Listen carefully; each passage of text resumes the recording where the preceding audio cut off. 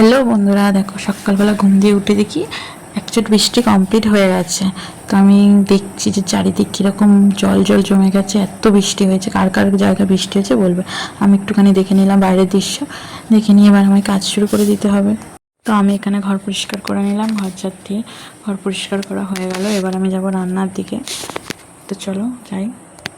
তো আমি এদিকে রান্না করতে চলে এলাম। তো আমার বরই দেখছি রান্না শুরু করে দিয়েছে, কারণ আমার শরীরটা একটু ভালো না, আমি একটু ঝিমিয়ে ঝিমিয়ে করছি।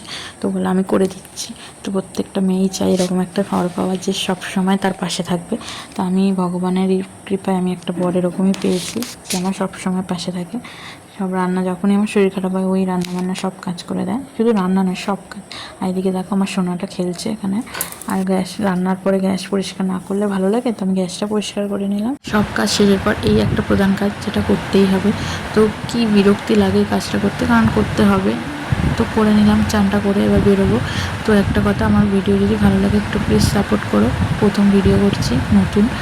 তো চান করে নিয়ে এবার আমাদের মেয়েদের বউদের প্রধান কাজ চুল আসছে, তারপর সিঁদুর করতে হবে, তারপরে খেতে বসতে হবে।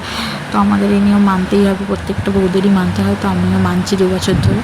তো চলো খেয়ে নিই, আবার দেখা হবে পরের ভিডিওতে। Tata, bye bye.